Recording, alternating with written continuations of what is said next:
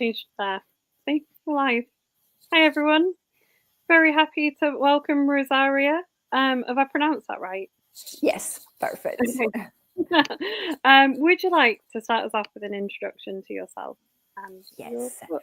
Hello, everybody. Thank you, Kaz, for inviting me. My name is Rosaria Giorgi. I'm currently in Toronto, where it's 2:30. So for me, it's still late afternoon. I'm the writer of The Less Unkind, a mystery thriller that has been published now only for 10 days, and it's out in the UK and Ireland, both a hardback version, ebook, and the audiobook is coming out on the 10th of February. I look forward to telling you a little bit more about The Less Unkind. And please, if you have any questions, just write them in the chat and I'll be happy to answer them. What fascinates me when your publisher got in contact about it, it said you worked for a real umbrella assassin. Yes, I didn't know it at the time. Yeah, I was a student, a scholarship student at the University of Copenhagen. And a friend of mine mentioned this Italian Dane who was an antique dealer whom I had met before, looking for a part-time assistant. He had quite a big antique dealership in the city center of Copenhagen. And the gentleman was a little bit older than us students, and he was the only one with a vehicle. He had an Iveco van. And so, he drove us around to the different bars as students do, and usually also footed the bill. So we let him come along. But there was always something a little bit mysterious about him. The common friend who recommended me for the job used to say, he used to be a priest. He was studying as a priest and then he stopped. I don't know anything, but I think he's Italian, but he doesn't like to speak Italian. And he might work for the mafia. I think he launders money for the mafia. But, at 20, I thought, oh, how exciting. And I had other things on my mind. It's not that I started working for this gentleman. His name was Francesco Gullino, thinking of going and investigating his obscure affairs. I just worked for him, and I remember it was mainly a lot of talking, because the gentleman was, although I was 20, I could understand that he was very lonely, and he liked to ask questions, and extremely correct, extremely generous, always paid me more than he was than I was owed. And we would also travel to a lot of auction houses, auctions, etc. But there was a kind of social part to the job that I hadn't expected. And I think it's because really I didn't see never saw a client, but I also never even saw anybody visiting for other reasons. And so, yes, I worked for him for a few months, and this was in early 1990. In 1994, I went back to Copenhagen and met the friend who had introduced me to the umbrella assassin. And at that point, everybody in Denmark knew that this antique dealer in reality had worked for the Bulgarian Secret Service. Because my friend had the Interpol knocking on his door as someone who knew the assassin and had been questioned. And at that point, he had disappeared.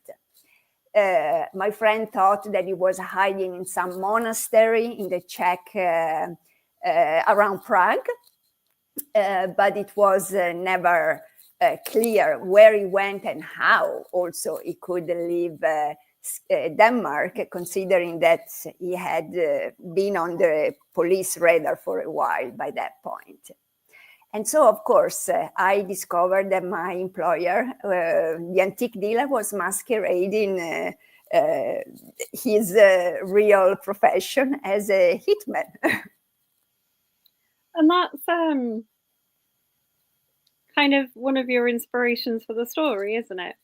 It is. That idea of someone masquerading as something else. It's true. I must say that when I first started writing, in 2022, I took a couple of creative writing classes. And the first line I wrote for one of the classes was, "I once worked for a hitman," because that was the anecdote that throughout my life had always caught people's attention. And they would ask, "Oh my God, how, when, where? You should write a book about it." But when I then developed that first line into something longer, into a fiction, I also realized that the umbrella assassin, the employer that I knew as an antique dealer, had become quite dull, fortunately for me, maybe, but I didn't have a lot of things to talk about. So the inspiration was that, but then the story developed as an attempt to answer what if? What if that young, naive student starts investigating, starts noticing some clues that don't add up? And what if she gets in trouble because of that? So that's then why my protagonist is not the employer, the antique dealer, but in reality, the student working for him. And much like yourself, I'm going to guess, the student has quite talent for languages. Yes. Much more talented than I am.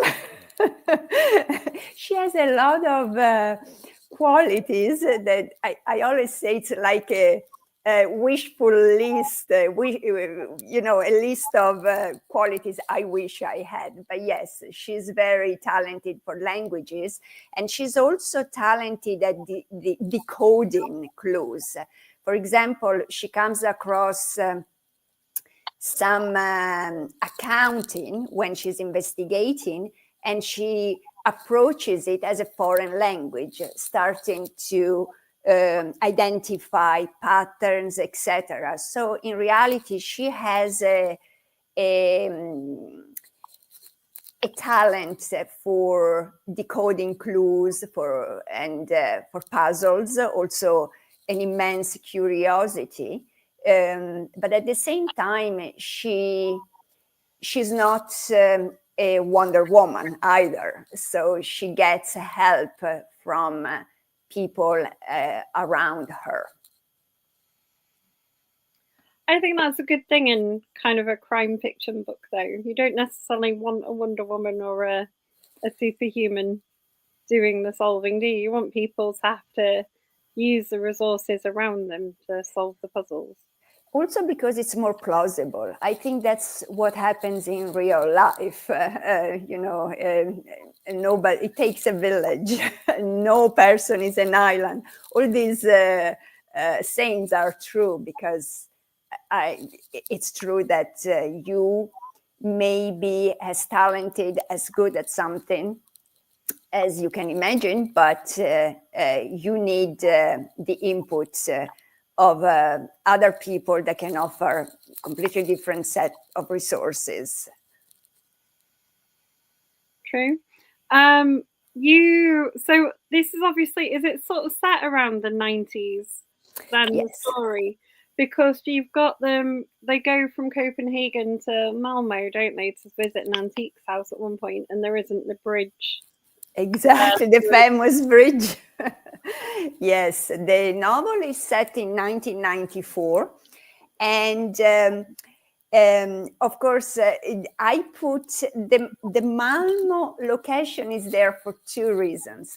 First of all, because in the case of the umbrella assassin, in the 70s and 80s, he had two permanent meeting sites, one in Copenhagen and one in Malmo, where he would meet his Bulgarian handlers.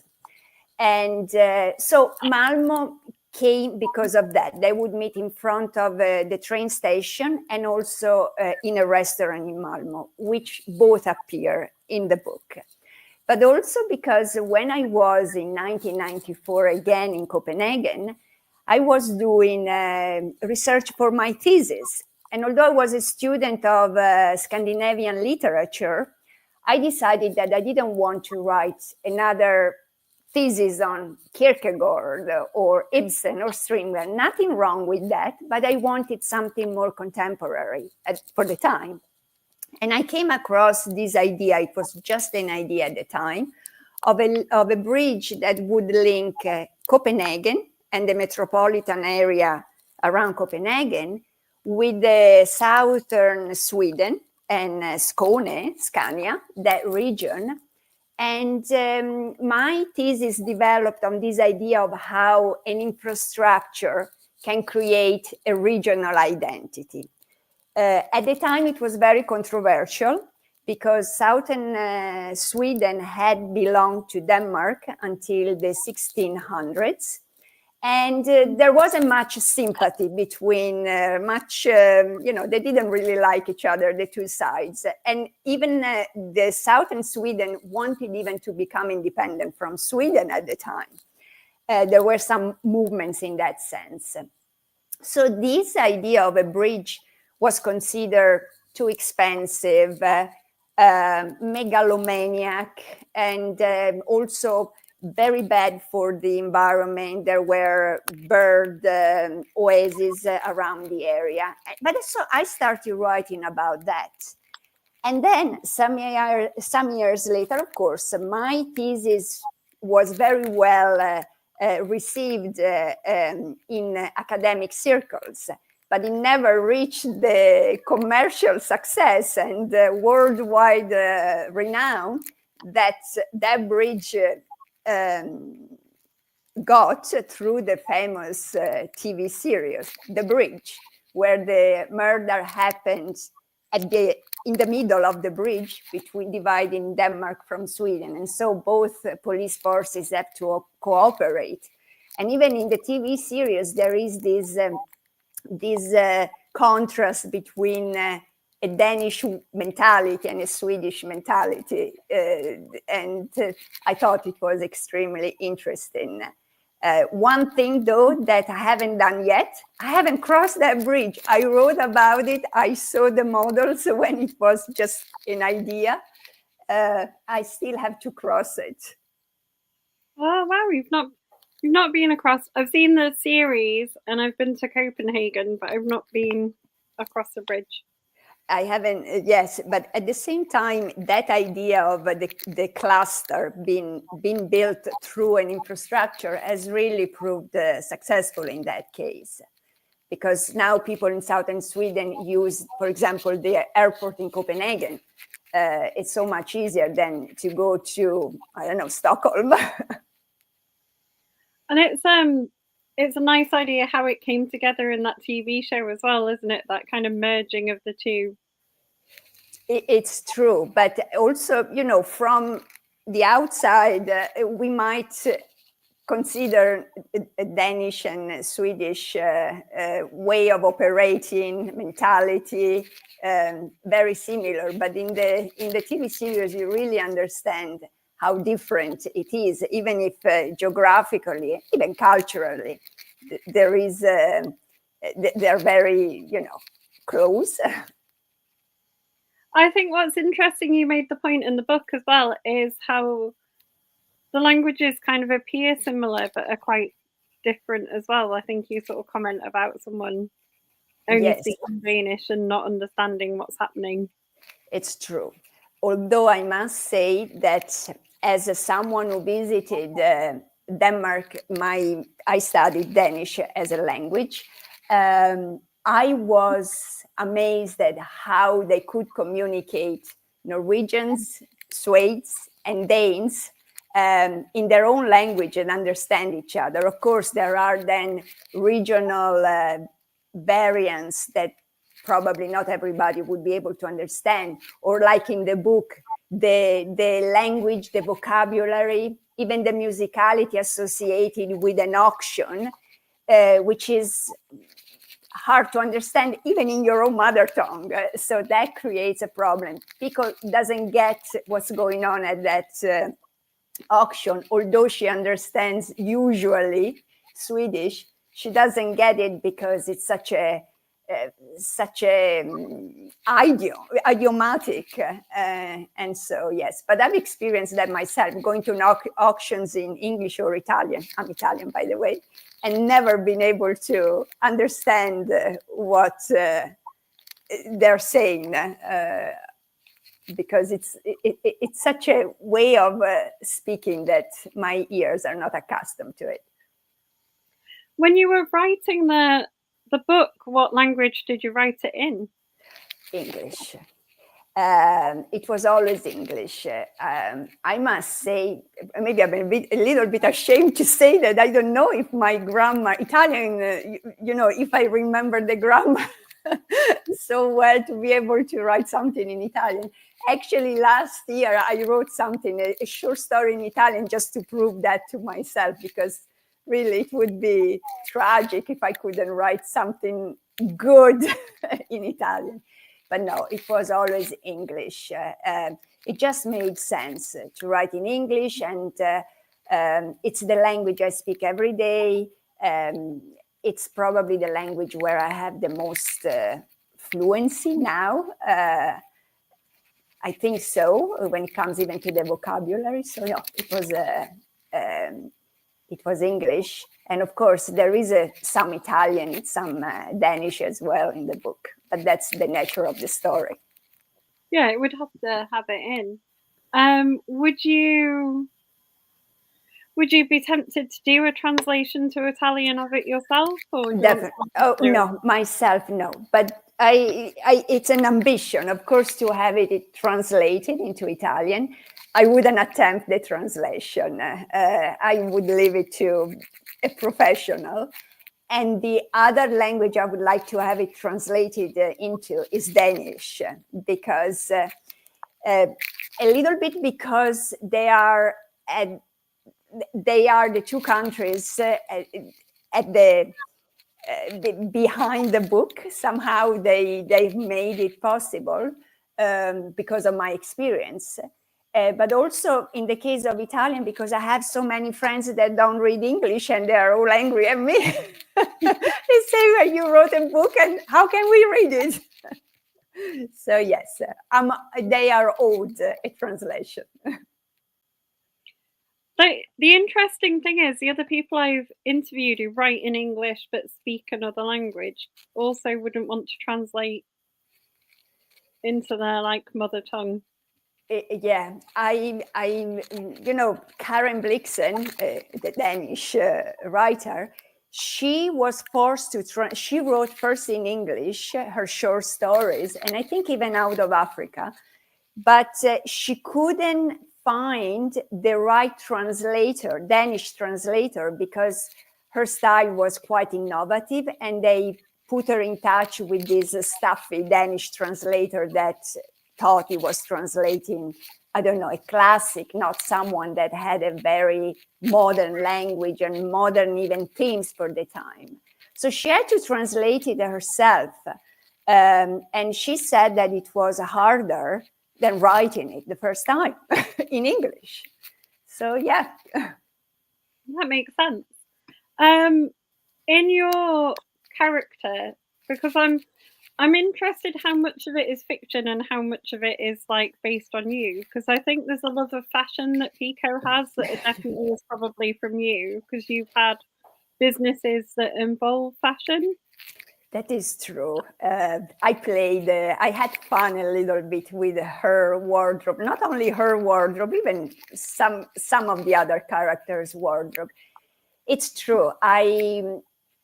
After university, I moved to Ireland, and I had a fashion business. It became the first digitized fashion agency in Ireland.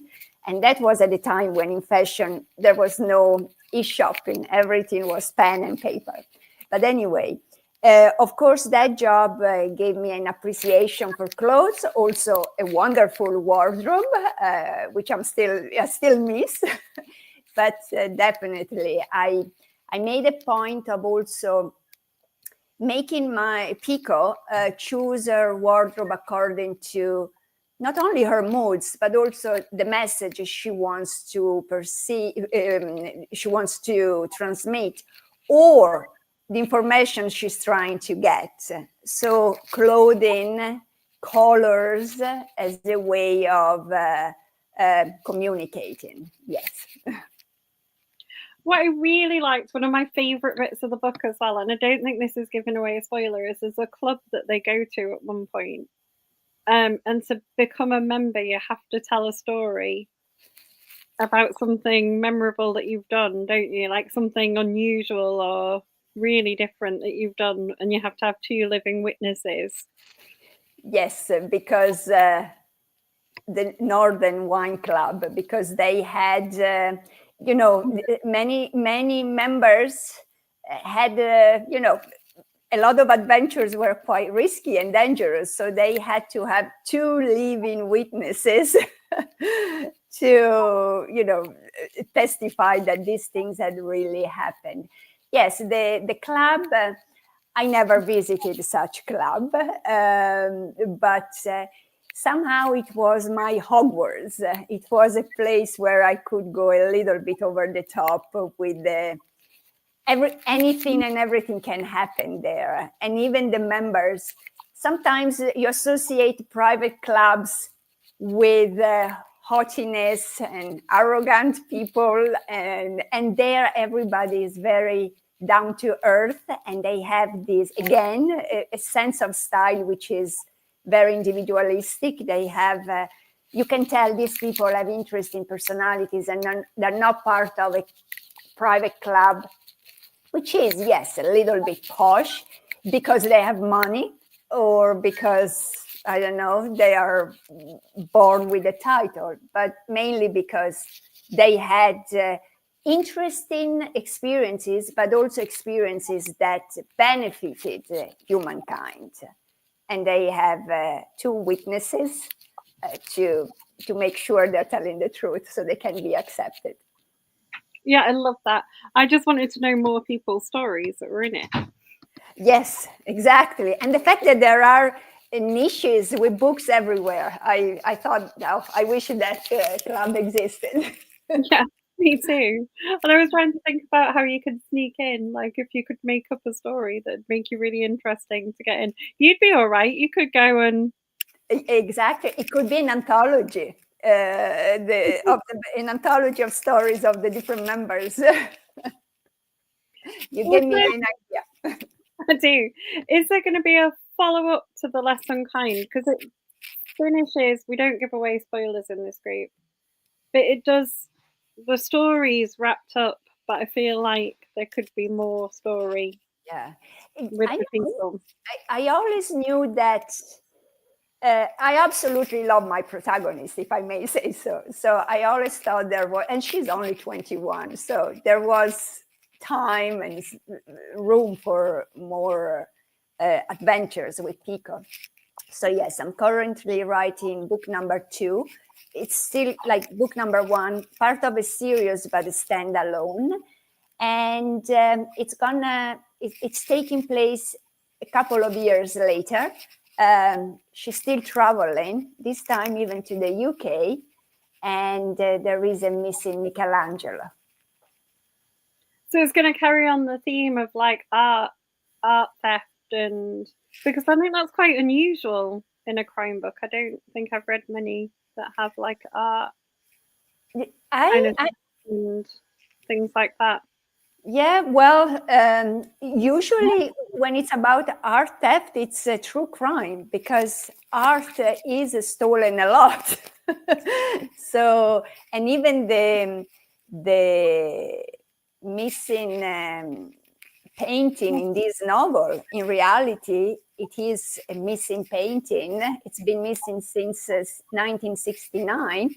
It's a Caravaggio, and it's among the top 10 FBI art thefts in the list of among the list of the most infamous and also most valuable missing pieces in the FBI art list. I was going to ask you if it was a real missing painting.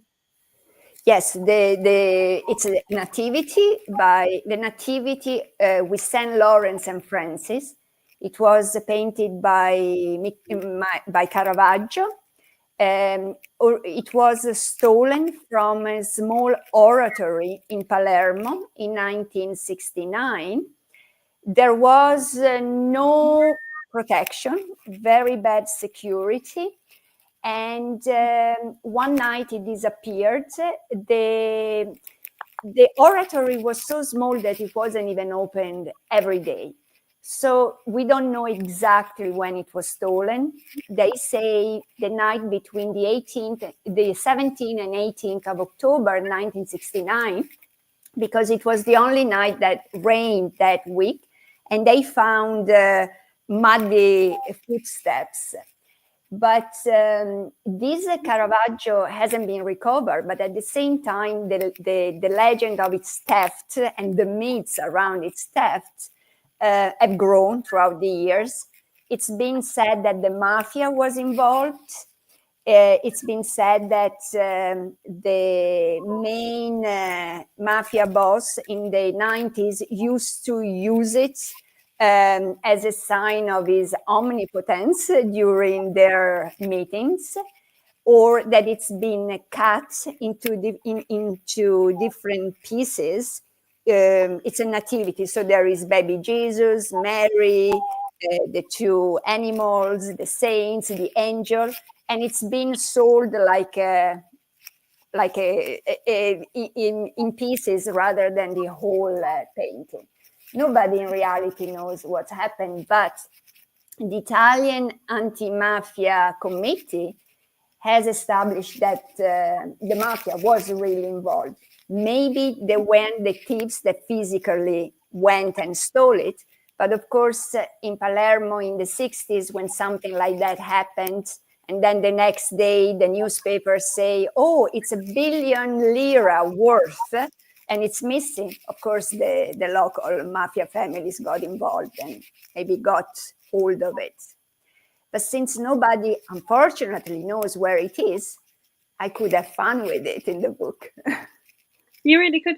You mentioned Munch's The Screen going missing as well from Oslo, didn't you? Yes. And that again was, that was when there were the Winter Olympics in Lillehammer, so northern Norway. It was a Saturday, and everybody was in front of the TV or there for the opening of the Winter Olympics. And two thieves just climbed on a balcony in the museum in Oslo and stole the most famous piece that Norway has ever had. It was recovered, though. But of course, at the time, museums weren't so well equipped because these thieves were not too sophisticated either. They just broke a glass and got into the museum. But yes, a lot of missing pieces. I also touch upon stolen books and counterfeited books because, again, they also can generate, when there are collectors, when there is a market out there, of course, it becomes tempting to get hold of them, both legally and illegally. Yeah, you sort of discussed the use of like trading in antiques for money laundering as well, which I thought was quite interesting. Yes, it's the art market by definition is a little bit opaque because it's it's rarefied, so you are not supposed to, unless you are an insider, you're not supposed to know. And also there is this discretion. Nobody really knows. Today it's changing, but I'm talking about, 1994, and even probably a decade later. Nobody really knew. There wasn't a lot of attention to provenance. So even the big auction houses like Christie's and Sotheby's might put out certain pieces that then turned out they had been looted or they had been stolen. So yes, and that's one part. And of course, the organized crime was very interested in that because there is a profit. Also, how you can you can buy cash, you can pay in cash for a piece of art, then you get the piece of art, you have laundered your dirty money, and then you use that piece of art as a somehow like a mean to buy drugs or weapons, because that has a value. So you leave it there as a deposit for your murky transactions. So a lot of that, and they say that probably even the nativity could still be used like that, just a deposit while these awful transactions are going on. That was, I mean, it is interesting reading the book because you learn things about like I didn't know about the theft of the nativity before I read your book. I did know about the theft of the screen. Okay, yes. The theft of the nativity, it's because it goes back so much. I mean, 1969. As an Italian, probably Italians know a little bit more because every once in a while, these mafia informers, people that belong to the mafia, and then they want to get better terms in prison, they get caught, they come up with a new story. So you have these turncoats saying, oh, it was eaten by pigs, or it ended up burned, or it was cut into pieces. So you have all these versions, and of course the local press writes about it, but it goes back such a long time that it's easy to forget that it's still missing. There's another event you mentioned as well about I think it's like a flood or something in Florence, and they had to save. Yes. Was that a real event as well? A real event. In 1966, November, it was the big flood. It flooded a lot of Tuscany, but in particular Florence. In the city center, in certain areas, the water reached 6 meters. So, of course, you can imagine the loss of life, but at the same time in Florence, there was the National Library, thousands of volumes covered in mud. Then there was the crucifix of Cimabue that also was almost destroyed. And it was just an absolute disaster. It was as if part of our culture, the world's cultural heritage, was about to be destroyed. And so the amazing thing was that people, especially young people, volunteered to go to Florence and start helping with the rescue of all these art pieces and books and manuscripts, etc. And they were called the Mad Angels because really it was as if they were sent to save sacred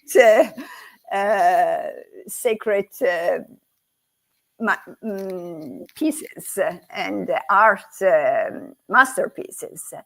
And that happened, yes. And also it happened that I read that some that today are bishops or cardinals in Italy met there because they also were young at the time, converged there and helped. And so that's why the priest in the book also is in Florence during the flood. Yeah, I think that, I mean, there's quite a little bit woven in, isn't there, about priests and like they call on the help of the Vatican Library at one point, and which I must say, yes, the Vatican Library. But one thing that while I was, because of course my book takes place in 1994, but also goes back to the 60s and then to the Galileo's time, because there is something about an antique book.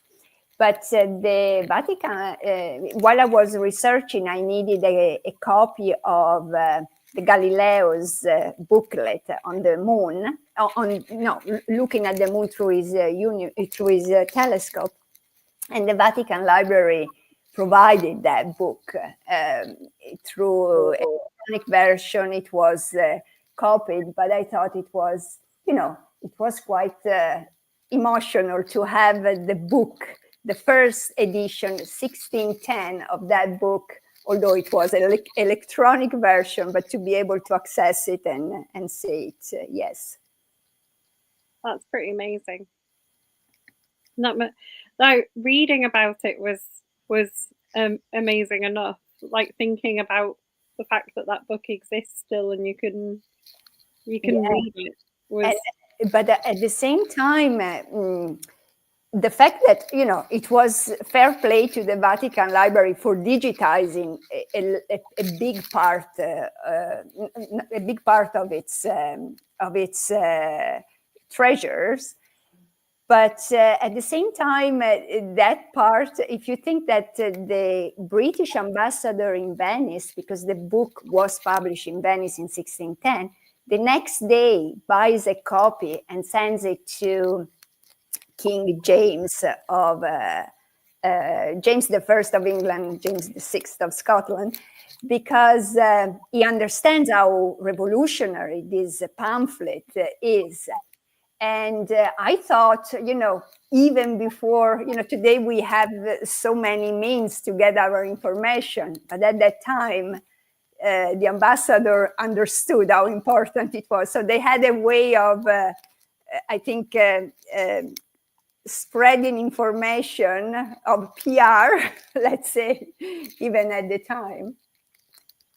Yeah, and it's a fascinating thought, isn't it? Because you don't think about how those ideas got around, and you think about how long it must have taken sometimes for them to spread. Yeah, but obviously I really think there was anticipation for this book, and so the ambassador knew and got the copy. Also, Galileo Galilei rushed to send these unedited copies to the Frankfurt Book Fair, which is still, today it's the largest book fair in the world. It was already going on, and it was the cultural meeting point of the West at the time. So he didn't care about some mistakes that he corrected later. He had to send this book, he says, wet, still wet, from the printer to Frankfurt, because he would be able to sell also and to spread his discoveries there. And of course, it went viral at the Frankfurt Book Fair. As a scientist, that was one of my favorite bits of the book, reading about Galileo's. I'm very happy that I didn't know you were a scientist. So I'm glad, because I enjoyed that part too. And it's so significant for us. I mean, it really changed the world. And I'm glad you appreciated that part, because in the book, a lot happens. And some people seem to forget that part, but I enjoyed researching about it. Plus, I'm from Pisa, so, my fellow Pisano Galileo, I'm happy I could put him in the book. Yeah, you had to put him in the book, really, didn't you? You didn't have Yes. you couldn't really not. So you've seen some of our author chats, so you know I'm probably going to ask this, but I like to ask people what they've read recently and enjoyed as part of our chat. I'll tell you, I'm currently reading Dracula by Bram Stoker because it's, it happened to me with Pinocchio. I knew so well the story from movies and TV series. I had never read the book. When I read the book, it was as if a whole different world opened to me. It's very different and it's darker as well than what I had seen on screen. So it was a little bit the same with Dracula. I wanted to see for myself what it was about. And I must say, I'm amazed at how well written it is. It's fascinating. It's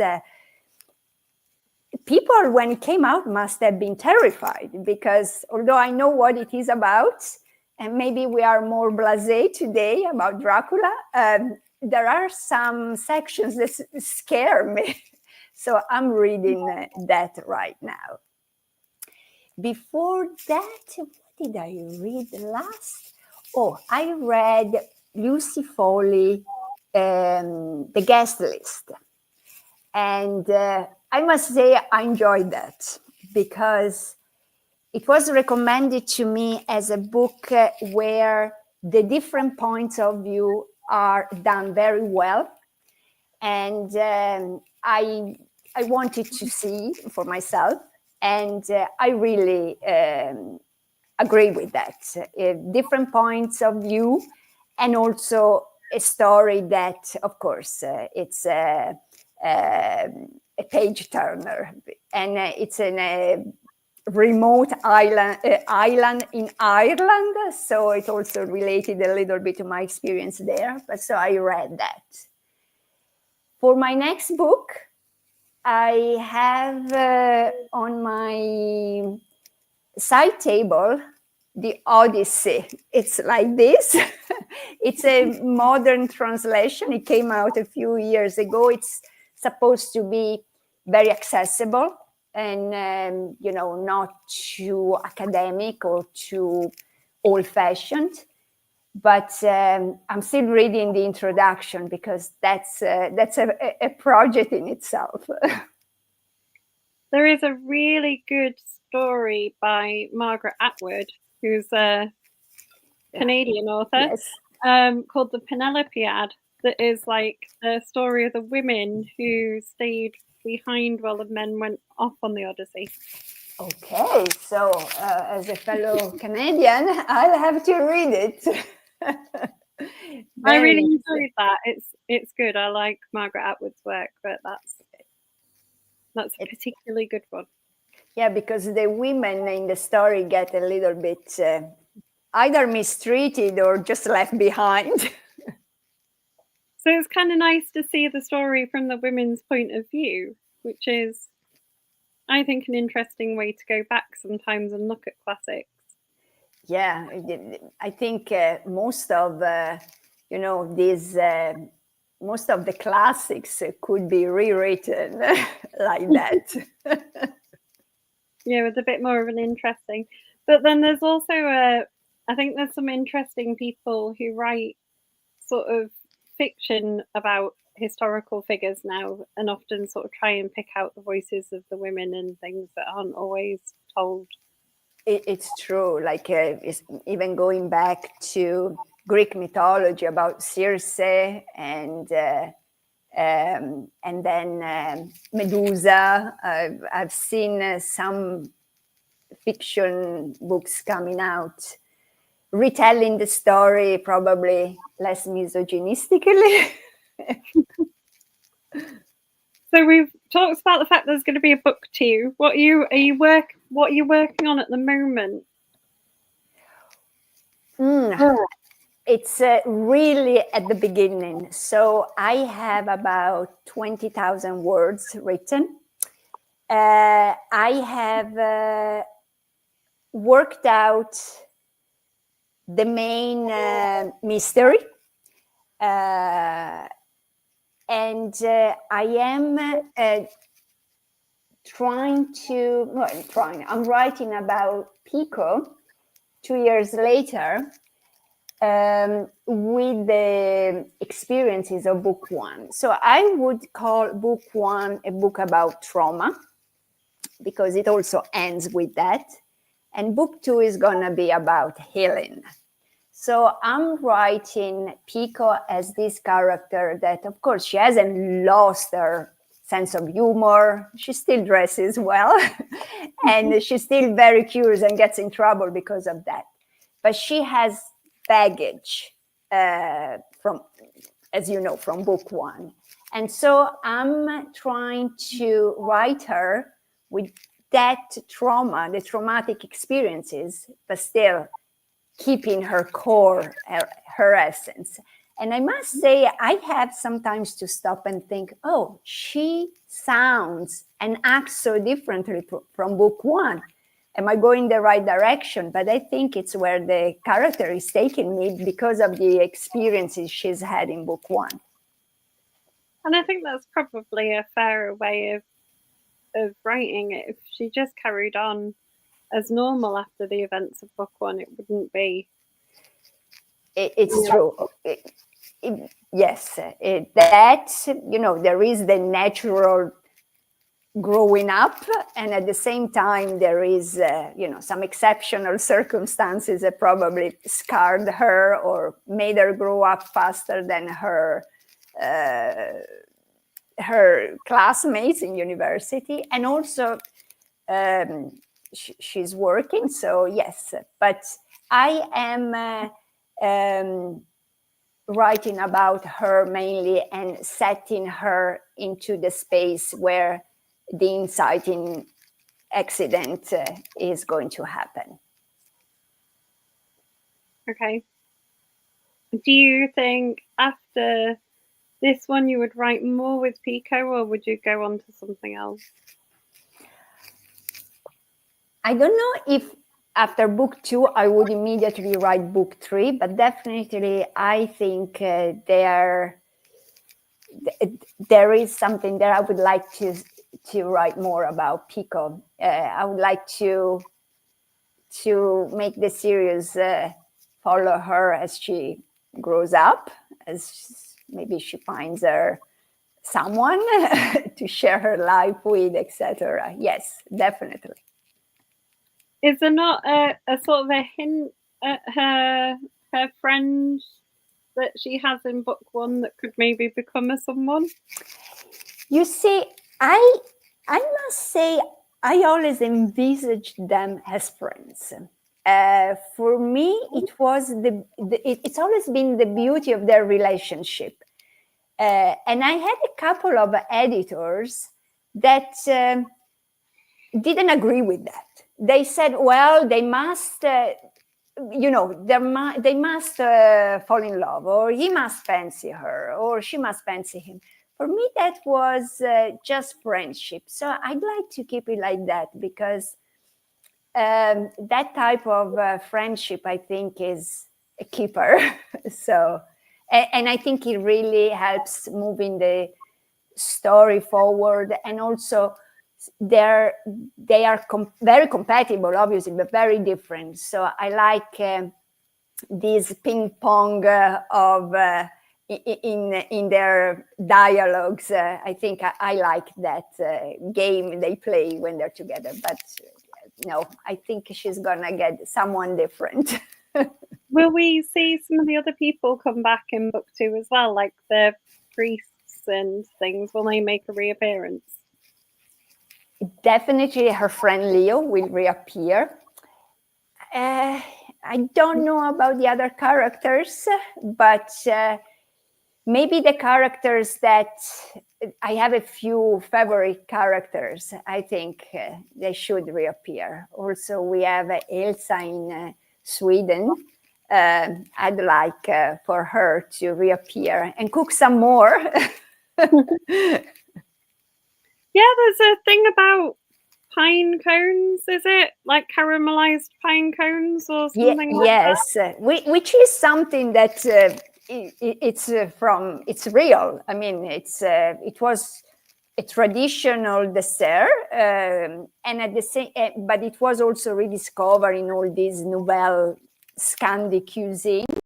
So that's a real thing. It's a very Scandinavian dessert, and it is, you know, it's really connected to the place, to that place. And then, of course, we have Sicilian cuisine and dessert, because Sicily is famous for its dessert.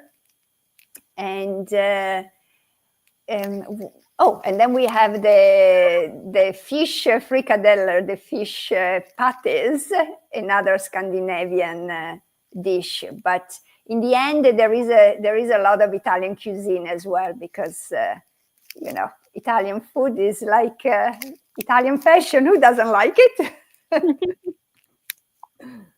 And she goes back to Italy a few times in the story, doesn't she? Would you set one wholly with her in Italy, or would you always have her going to somewhere else as well? Yeah, I would like that. Why not? I was afraid almost of putting too much of Italy in it, but I think it goes well with the plot. Italy is an obvious destination at different points throughout the story. And I must say, yes, I can see her being Italy 100% in a future novel, or maybe a novella, who knows? A novella set in Italy during the summer. Yeah, novellas are a good way of sort of filling in or telling little bits in between the main stories, aren't they? I think it's a good idea. Yes, it seems to become more and more popular again, because there was a time where novellas were not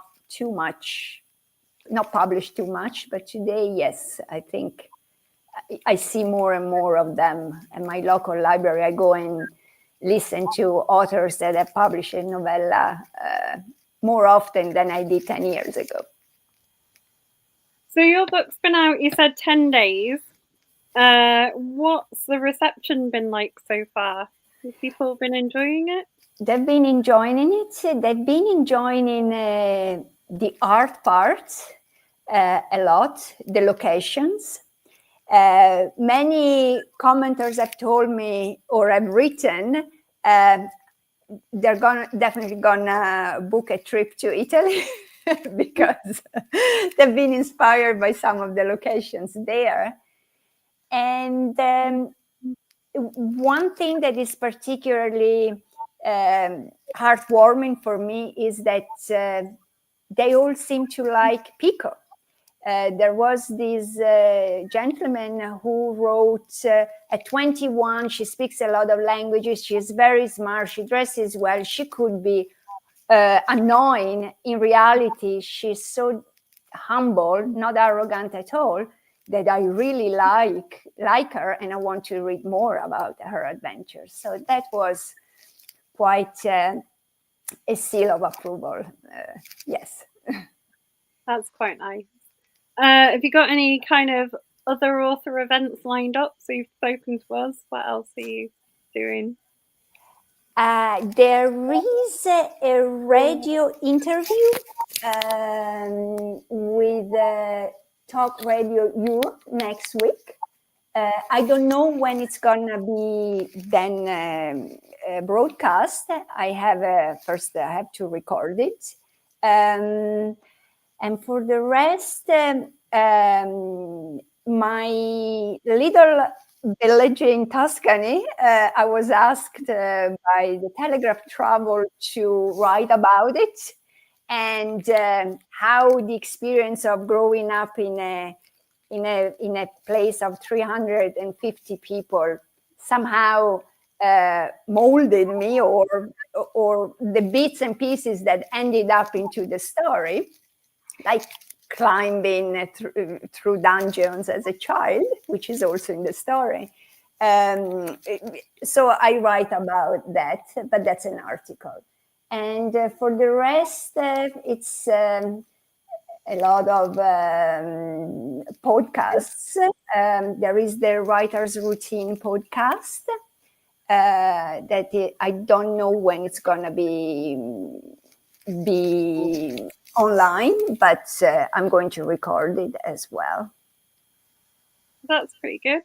Can you do any of the library events around you, or is it not out in Canada? Yes, the Toronto Public Library, we're just waiting for the audiobook to come out. And then hopefully, considering that I also did one of the writing courses there in 2022. So yes, I must say they gave me the proverbial kick to start writing. So I would be happy to go and share the finished book with their audience. You've been in Canada a while then?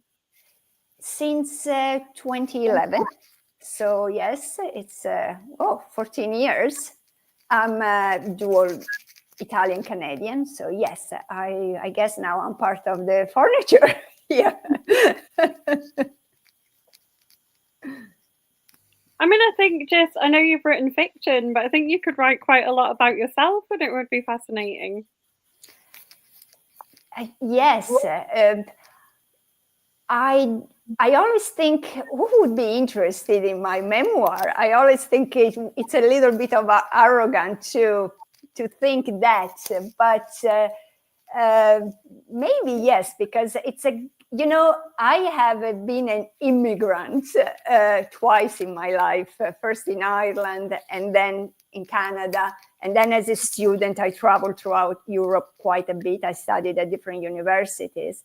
So yes, that experience and how it enriches you, also it gives you an open-mindedness and a certain resilience, because it's not easy to leave everything behind. When I moved to Ireland, I was much younger, right after university, and it was like an adventure.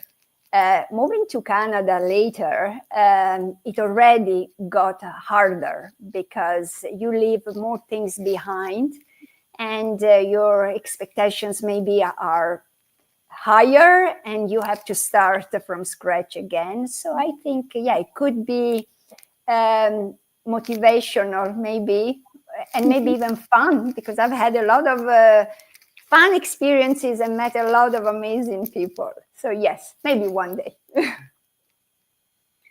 We've got about 3 minutes left. Will you want to remind all the people who are watching what they're going to go away and buy if they've enjoyed listening to this chat?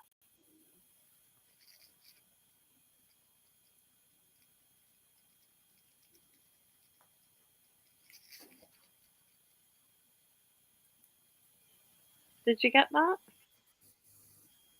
Or have I lost you? Are you asking me, Kaz? Because I can't hear you. Yeah, it said, do you want to remind people what they're going to go away and buy? Where? Or yes, sure. Sorry, I didn't hear you. So The Less Unkind, it's available through all major bookshops online. It's gonna be in audiobook version also from Monday. Right now it's available as a hardcover and an ebook. And if you go on my Instagram, Rosaria Giorgi, you can find the link to all the different places where you can buy it, and also to my website. And happy reading. And thank you so much for joining us. It's been a pleasure. Kaz, thank you very much. Thank you to everybody, and a lovely weekend. Bye-bye.